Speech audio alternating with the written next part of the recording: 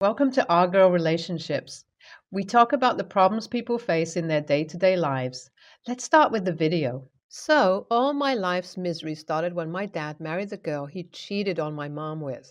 She was someone he worked with, but as soon as my dad and mom got their divorce finalized, she left her job and came to live with us. My mom was a stay at home mom, so she did not have a job at the time of their split and could not afford to take me. Thus, I ended up spending my teen years with my stepmom and her daughter, who clearly did not like me, and the feelings were mutual. Sally, my stepsister, was also my age, so as soon as she moved in, she took almost everything. She started the same school as me, and she took half of my room. I was a bitch about it at first, and who would not be? I lived as an only child all my life. And now suddenly, she was trying to take everything from me. My anger stayed for the first few months, but then I started to care less and less in order to take a mature angle on things. It was hard because I was also a child, but I did it for the sake of my dad. It worked.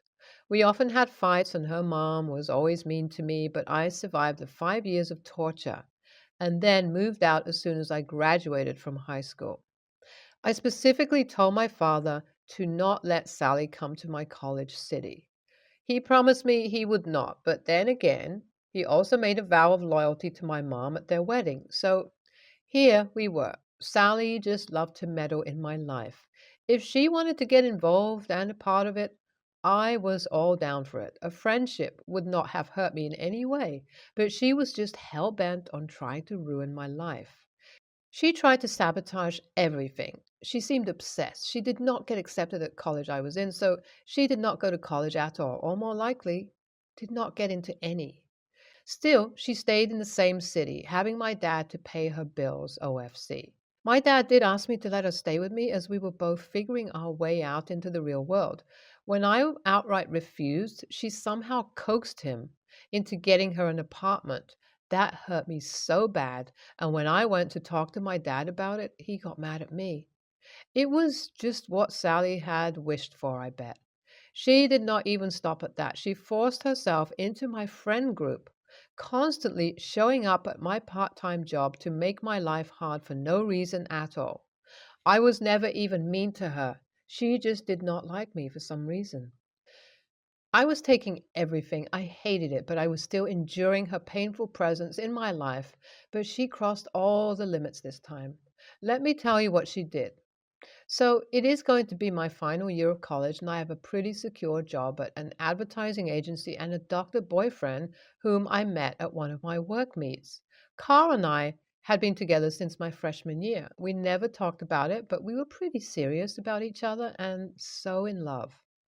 I managed to hide him from Sally for a year, but then one day she found us on one of our dates and set on her next mission of ruining my love life too.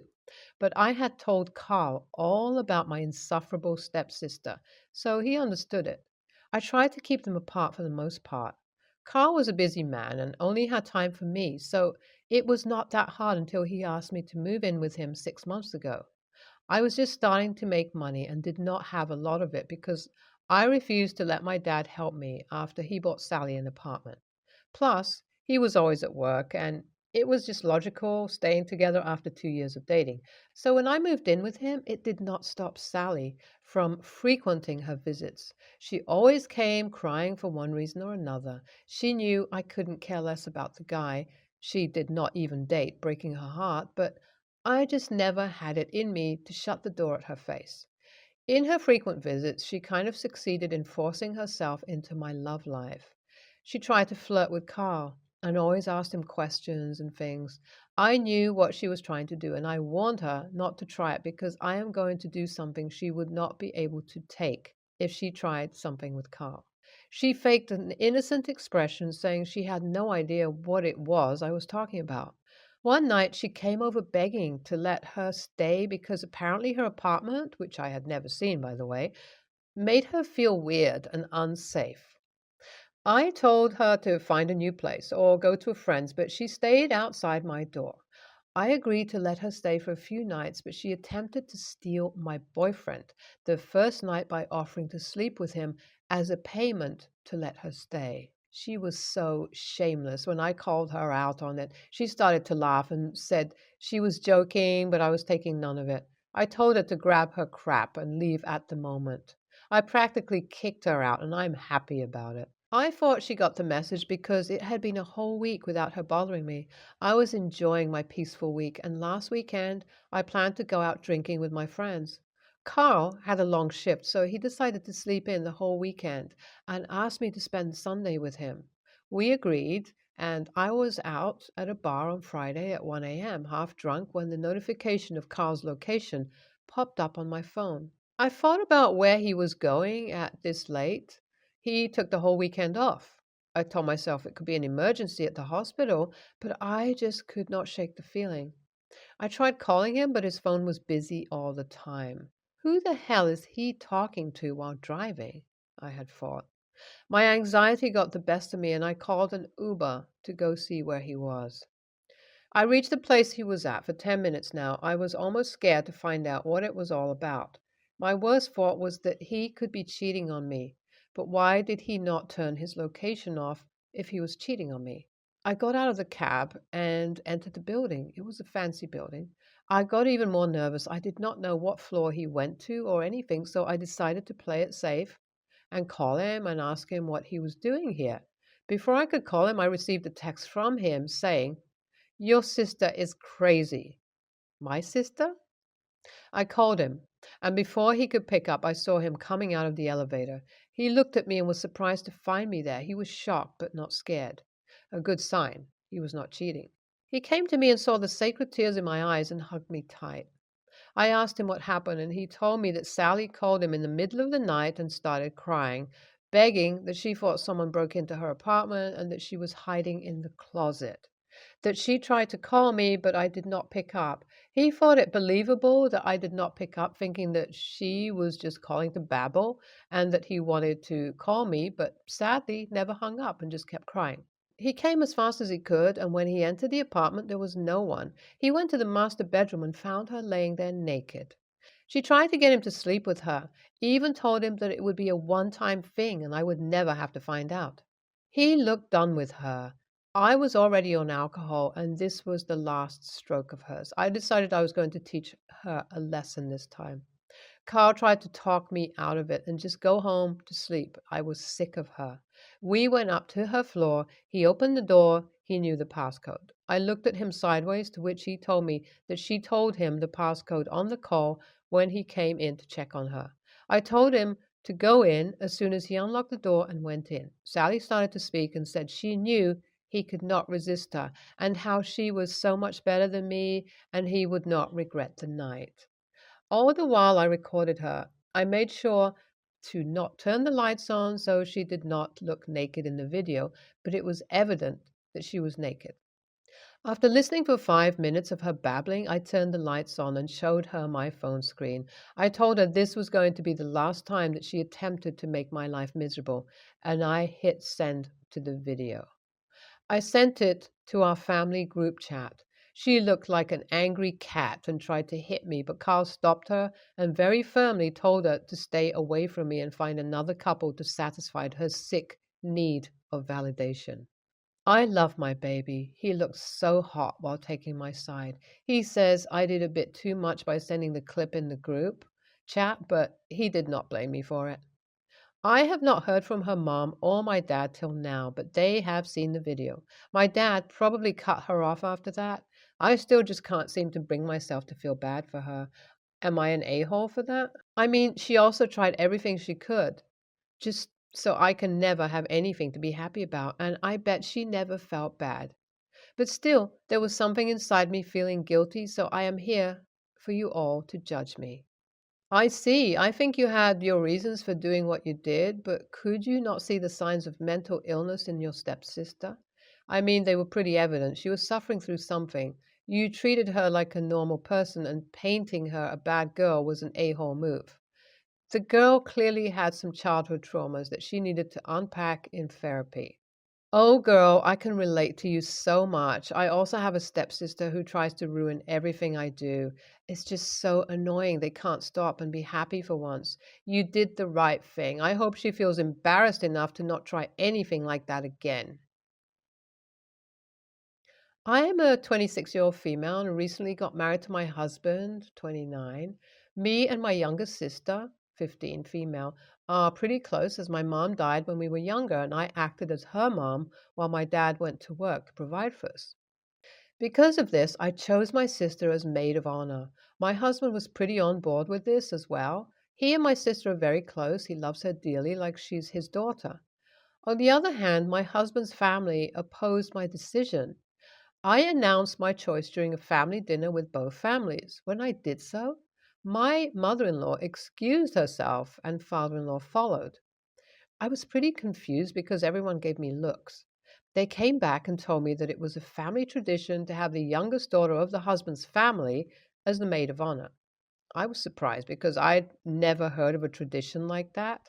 I kind of awkwardly chuckled and said, "What kind of bullshit tradition is that? Sorry, but I'm not doing that." The rest of the night was very awkward. I never brought up the situation again until the day before the wedding. I was finishing up planning for the wedding when my sister in law, 20, came to the venue asking for her dress. I was confused and asked, "What dress?" She chuckled and said, "Doesn't the maid of honor have a special dress?" At that point, I was fuming because I knew they had planned this without talking to me about it, even when I told them and my sister in law that I wasn't following the tradition. I angrily told her, "You're not the maid of honor." She stood shocked, but eventually left. I felt bad for the way I told her off, but I already announced that my sister was my choice. I wouldn't let them take control of my wedding. The wedding did eventually happen with my sister as my maid of honor and sister in law as one of the bridesmaids. It was so fun and honestly the best day of my life, but I could feel the passive aggressiveness from my husband's family. Unfortunately, after the wedding, I got many angry texts from them, and I saw hundreds of posts on Facebook saying how terrible I was for my decision. I did feel terrible about the way I spoke to sister in law, so I apologized over texts. She cursed me out and blocked me. I feel so terrible about the entire situation, but I'm glad I stood my ground. AITA. The info that I left out, I had already told my sister in law that she was a bridesmaid even weeks before the situation occurred. I even gave her her fitted dress. That's why I was so confused as to why she would ask for the MOH dress the day before. Turns out the tradition thing was true to an extent. There was a tradition, which is way more common to have, which is groom's sisters would be part of the bridesmaids. They came up with the maid of honor thing to give sister in law a spotlight because she's never a part of things like this. They got most of the family to go on board with this tradition, although some didn't, which is why I heard from my husband's second cousin. It was so confusing, and they almost ruined my wedding over this. I never had a bad relationship with my husband's family before this. I was as respectful as a daughter in law can be, so I have no idea why I was treated the way I was treated. This will be the last edit. NTA, it's your wedding, not theirs. And if it was so important, it would have been brought up way, way, way beforehand with proper explanation. Additionally, I hope things turn out okay. That side of the family sounds hell of a toxic already. I see where you're coming from, but if I'm being honest, if I was happy at a family dinner where we were talking about mine and my future husband's wedding, and I had just excitedly announced to my family and future in laws that my sister would be my MOH, and that was met with weird looks from their family and my MIL and FFIL leaving the table, I'd already be confused and peeved. If they then come back to the dinner table and try to deny me my own choice in any way because choosing my sister, whom I've practically raised, doesn't follow one of their traditions that I've never heard of, I would have likely responded the way that OP did, or potentially worse. Typically, I don't agree with being rude and bad manners, but I actually think that her response was directly proportional to the criticism she was taking, if not going far enough to make it clear that she won't ever be pushed around or shamed into doing what they want. NTA, OP. at all. I'd rather read about someone here standing up for themselves than the alternative any day of the week.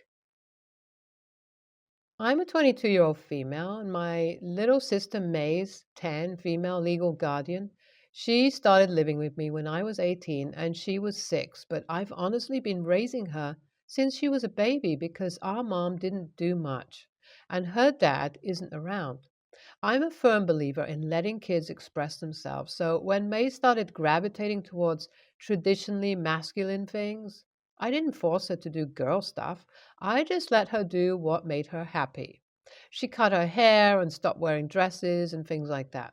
We even redecorated her room as dinosaur themed because they're her favorite things. She's only 10, and I think it would be dumb to deprive her of joy just because other people think that boys should behave one way and girls should behave another. I've always encouraged her to just be her and do what makes her happy. Recently, May's grandmother, Anne, 60, got into contact with me and asked to see her. She's never met May, and her son, May's dad, hasn't met her either. He doesn't even have rights to her. I did agree to let Anne meet her under the conditions that May agreed to the meeting and that May's dad wouldn't be present, know about it. She said okay, so we made plans to meet at a restaurant. May picked out a button-up shirt with dinosaurs on it and some shorts to wear. She just looked so happy with her choices that I didn't consider making her change or anything. When we arrived, Anne was there, but she immediately looked bothered upon seeing May.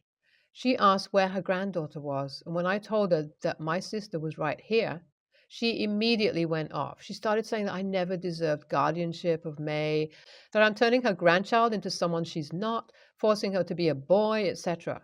We started getting looks from other people, and May was clearly upset by what was happening, so I took her and left the restaurant.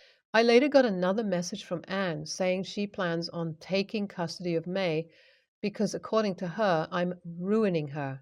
I told my best friend about it, and she said that I should have made May dress differently before taking her to dinner because Anne was obviously from a different time, and I should have been mindful of that. But I feel like if I had done that, then I'd be going back on how often I've told my sister that who she is and what she likes to wear, do, is nothing to be ashamed of. I don't know what to do. I don't think I should have made May change her outfit just to go meet a woman she doesn't even know. And I don't even think that letting May be herself is wrong either. But if it could have helped avoid any issues with Anne, maybe I should have asked May to tone it down a little. Am I an a-hole because I didn't do that? 100% NTA, and don't be afraid of her stupid threats. She's not got a leg to stand on. Neither does she seem to have anything to offer your sister. I think you did great. And bonus, Anne revealed her truth earlier rather than later, so you can wave bye-bye. NTA, you're doing the right thing by showing your sister that she doesn't need to pretend to be someone she's not just to please others, especially not people who have never cared about her before. It's not your or May's problem that Anne is apparently unable to move past the gender roles she was raised with. You might want to get legal advice, though, in case Anne actually tries to get custody. NTA, there is no way you're the AH here. Nope, not at all. You know why? Because you are a freaking hero, and May is very, very lucky to have someone as wonderful as you to raise her.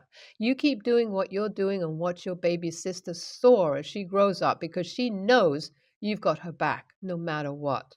Please try not to second guess yourself because she only has you. She has you, and you loving and supporting her unconditionally are worth 1,000 times more than the biggest family in the world if they would only judge her and try to force her to be something she's not. You rock, OP.